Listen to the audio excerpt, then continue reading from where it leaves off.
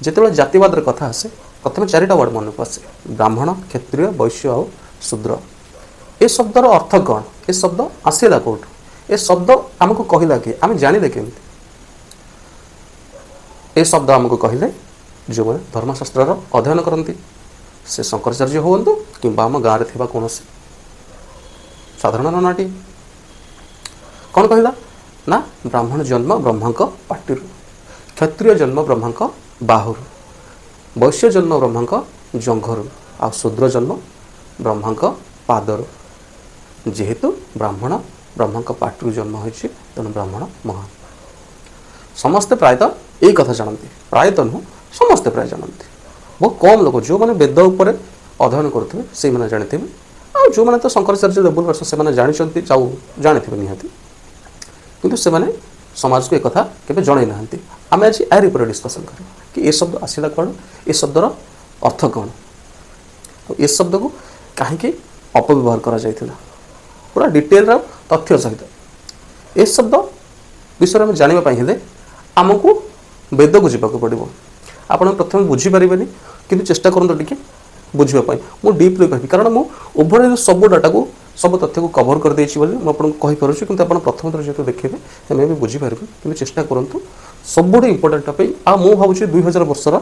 सत्य ये टपिक मुझे सामना कर। ए शब्द आसला कौट ना वेदर। वेद को वेद? वेद कौन ना वेद आम सबुठ पुराणा शास्त्र जी शास्त्र अच्छे रामायण महाभारत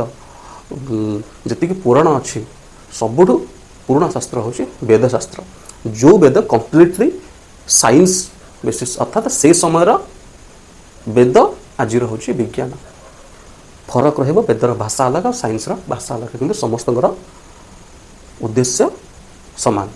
आज भी भारत और विदेश किसी वैज्ञानिक आम वेद को लेकिन रिसर्च कर। तो वेद मुख्यतः केते प्रकार ना ऋक् साम यजुर आउ अथर्व चारिटा वेद। प्रति भाग को चारि भाग विभक्त करा जायछि, अर्थात प्रति वेदर चारिटा मुख्य भाग अच्छी को सब कैटेगोरी अच्छी कौन कौन ना संहिता ब्राह्मण आरण्यक आउ उपनिषद। ये संहितार अलग अलग भाग तार मंडल कर 10टा मंडल कर या पर मुझे करें कहबेनि यार सेपरेट वीडियो बन। तो आमर कथा ये शब्द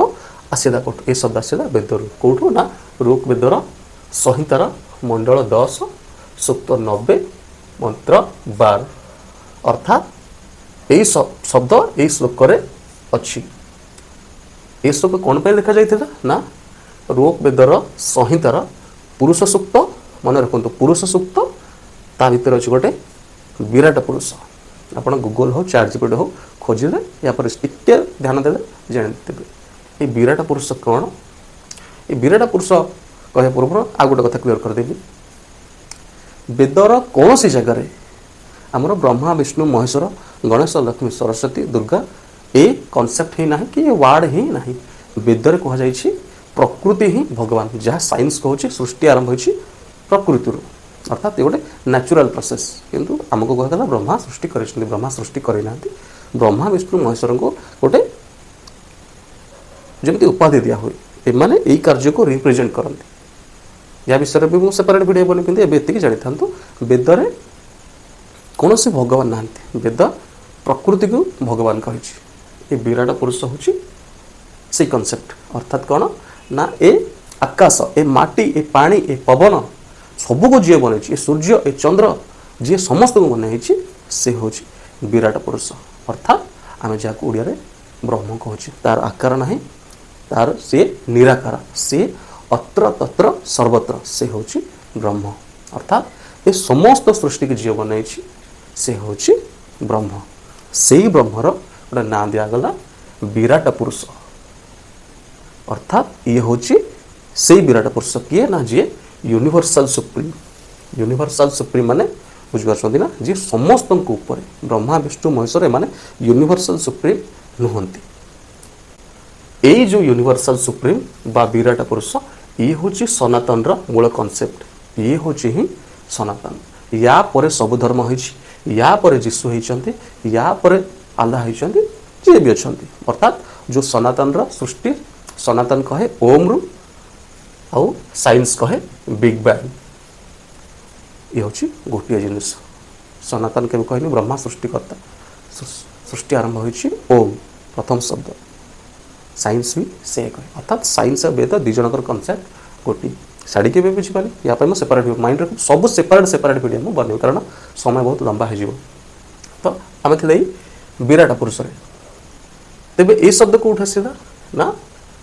ये विराट पुरुष ये गोटे श्लोक लिखागला मंडल 10 सूक्त 90 मंत्र 12 कौन ब्राह्मण से मुखमासी बाहुराजन्यकृत उरु तदस्य जद वश्य अभ्याम शूद्र अजायते अर्थात यही विराट पुरुष बा प्रकृति जदि भगवान हुए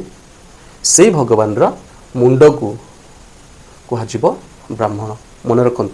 प्रकृति जदि भगवान हुए बा विराट पुरुष हुए से विराट पुरुषर मुंड को कह ब्राह्मण जी शिक्षा एजुकेशन आउ ज्ञानर प्रतीक से विराट पुरुष जदि भगवान हुए से भगवान बाहु को कह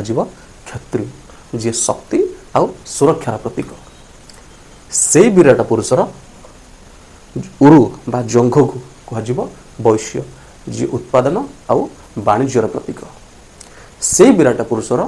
पाद को कह शूद्र जी सेवा आउ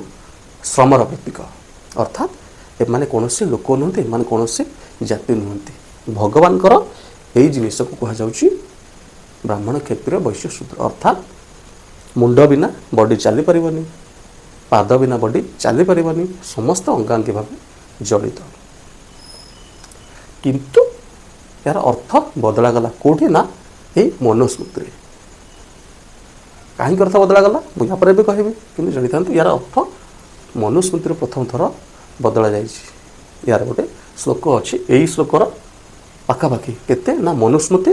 अध्याय 1 चैप्टर 1 श्लोक है 31 आप देखिदे से लिखाई ब्रह्मांकर पार्टी जहाँ श्लोक लिखाई मुझे तो कहीपरि लिखिपारि आप चेक करदे ब्रह्मांकर ये कनसेप्ट उठीगला एठू विराट पुरुष कि प्रकृति किसी रही ब्रह्मांकर पार्टी ब्राह्मण ब्रह्मांकर बाहुर क्षत्रिय ब्रह्मांकर जंघर वैश्य ब्रह्मांक पादर शूद्र सेठी कौन ना शिक्षा और ज्ञानर प्रतीक से करदे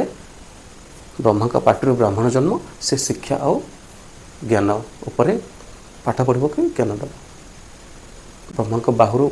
क्षत्रिय जन्म सी युद्ध कर राजा हम कारण राजा को गाइड करेंगे कि ब्राह्मण गुरु ज्ञान दब ना तो ये कनसेप्ट आरंभ है यूठ से धीरे धीरे धीरे धीरे मनुस्मृति केबे लिखाई ना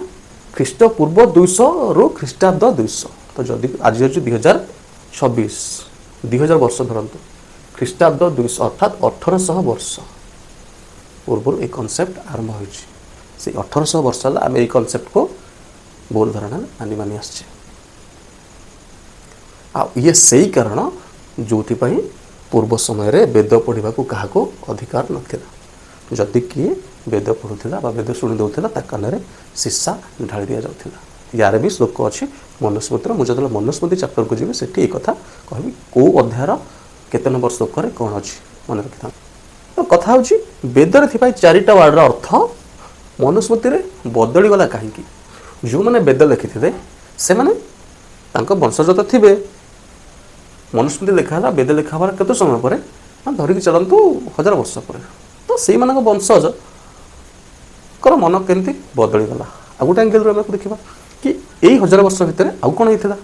या जो आम रिसर्च कले या जो मुझे अध्ययन कली से समय किसी मत सामना आसला कौन ना इतिहास गोटे थी भारत को आर्य मानकर आगमन ये जिनसर सत्यता को जिते आम परीक्षा कलु किसी तथ्य खोजिलु से समय आमको मिलला कि भारत को आर्य मैंने ये वेद लिखा हवा समय ही आसी जोटा आप रिसर्च कले किसी जानीपारे से मैंने सेंट्रल एशिया रू कास्पियन सागर अंचल भारत को धीरे धीरे ही दल दल ही अलग अलग समय आसी से मैंने होती आर्य यार डिटेल रिपोर्ट आपको गोटे मिल जाव steppe migration study STEPPE migration study केबे होता ना 2019 सेप्टेम्बर 6 ଏଇଟା କ'ଣ ନା ଏ ଗୋଟେ DNA ଏଭିଡେନ୍ସ ରିपोର୍ଟ अर्थात आजिर ब्राह्मण माने आ किछि मात्रा आर्य जो माने अछंती हरियाणार रोर प्रजाति से माने ही से समय आर्य से मानक पाखरे आज भी आर्य DNA 17 रु 35% पर्यंत देखा मिले जहाँ साइंटिस्ट माने मत देइछंती तार PDF चाहिए आपको जदि कमेंट कहिबे मु कमेंट बॉक्स रे भी ऐड कर देबी नहीं तो आप स्टेपी माइग्रेशन स्टडी 2019 सेप्टेम्बर 6 या गूगल रे खोजंतु चैट जीपीटी खोजंतु आपको पूरा डिटेल रे मिल जिवो एबे साइड के भी जीवानी तार भी सेपरेट वीडियो बनै देबा एबे कथा होची मनुस्मृतिर अर्थ काहे बदला गला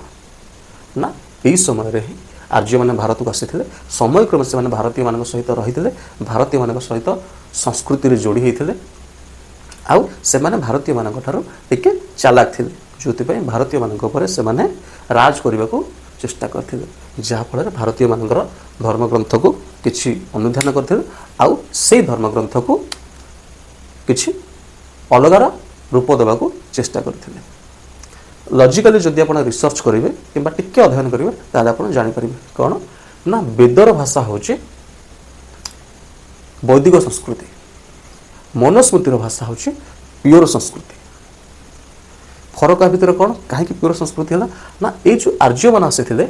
एमानकर भाषा थिला इंडो यूरोपियन जार मूल भाषा हूँ संस्कृति तेणु देखिए वेद पर जहाँ भी देखाई मनुस्मृति हो जी पुराणा हो समस्त भाषा हूँ संस्कृति तेणु संस्कृत हूँ आम वेद भाषा किंतु नहीं वैदिक संस्कृतिर भाषा अलग संस्कृतिर भाषा अलग ए दुई जन भितर टिके अंडरस्टैंडिंग गैप अर्थात वेदर भाषा टी बुझा कष्ट वेदर वर्ड वेदर भाषा टी सहज हो था